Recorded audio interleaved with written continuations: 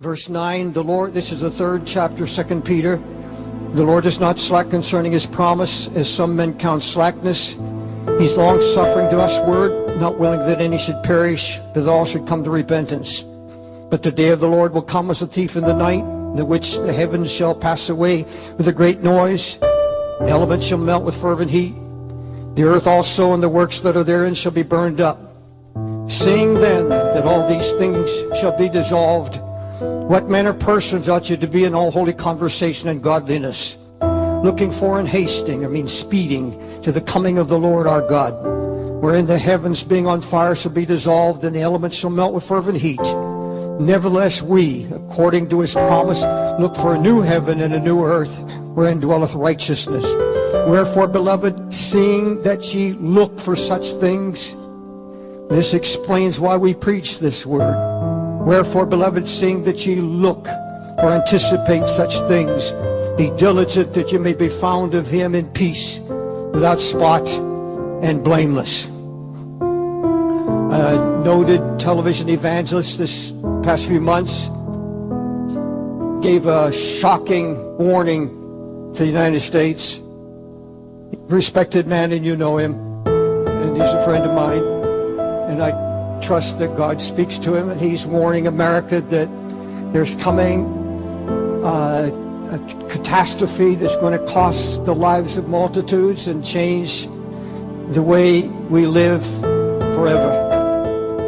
Another noted evangelist, who's a friend of mine, a television evangelist, confirms the same thing. And recently he took, I think, a half-page ad in Washington, D.C. newspapers, making approximately the same warning. And in my mailing list, there are many praying pastors. They are unknown, but they're godly men and godly women who have been prophesying. And I know from the tone of their letters, and it's not just the first time. Many of them write to us numerous times, and it's been the same thing. Something is coming shortly, something coming soon, and we had better be prepared. And they are warning. See, God takes those without an agenda. He'll take those that are not known. He'll take the poor and the weak of this world, and he'll speak, and he's doing that right now. Many have a right to say, Brother Dave, you have a voice and we don't, but would you please take this message that we've heard to the Lord and pray about it and see if you can speak it to others in a wider audience. And we're hearing that all the time now.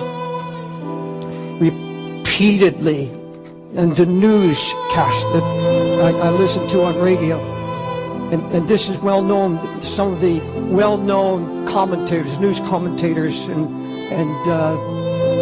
host of news programs are saying, in essence, we can't know it, but intuitively something is telling the whole world that it's on the brink of a catastrophe. On the brink of a catastrophe. These are secular people. This intuitiveness of even the most wicked on the face of the earth, and especially here in the United States, there's intuitive something brewing inside where they know something has happened and they dread to talk about it. There's a fear. That same fear is in Israel. They don't want to talk about any Holocaust that could come. They don't want to talk about it. There's a fear. Just leave it alone. Just let it happen. Superpower. China has boasted now they're starting a Navy, they're starting an Air Force, and they say they're going to replace the United States as a superpower. And everything seems to be made in China now. Everything seems to be made, everything being manufactured. And they just now put in place a missile program that can knock down our spy satellites. And they are moving now, and all over South America. Everywhere you travel now on our conferences in South America, you can go all the way to Uruguay, and you go up through Peru, you go up through Latin America, and the Chinese have moved in, buying loyalty, buying that, just investing in those countries and putting billions of dollars to become the world superpower. You see these amazing things happening in the world today. Joel Rosenberg wrote a book I read this past week entitled Epicenter. He writes about the president of Iran Ahmadinejad. The president of Iran claims to have visited the 12th Imam, the Messiah, the chief Mahdi that's coming, their Messiah. And he's had visitation from him and said, I have been placed in power by the 12th Imam. This is the Messiah they've been looking for. And I've been told that I was placed in power at this time to create chaos in the world because the great 12th Imam can't come until there's total chaos in the world. He comes to bring peace in that chaos. And he has boasted to his inner circle, and this has been proven. He has boasted in his inner circle that there are only 3 years at the most before it all ends. Now, he is saying the same things Hitler said, and the world ignored him. And he already Hitler sent out signals all the time. And now the president of Iran is saying we're going to wipe Israel off the map. And they are already, most believe now that they're already nuclear capable. Amazing things that are happening now in our time before us. I read the report of a nuclear scientist, and he's involved in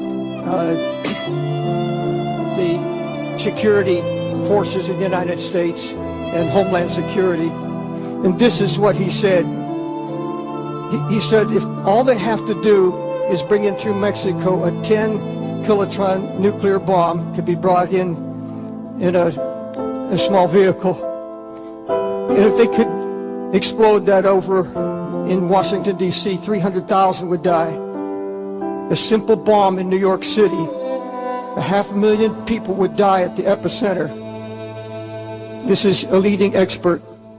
And he said the resulting fireball would take out the theater district. That's where we're standing now. The New York Times building, Grand Central Station, and all the buildings in the third mile around. And the fireball would be so strong that fires would break out in suburbs all over New York City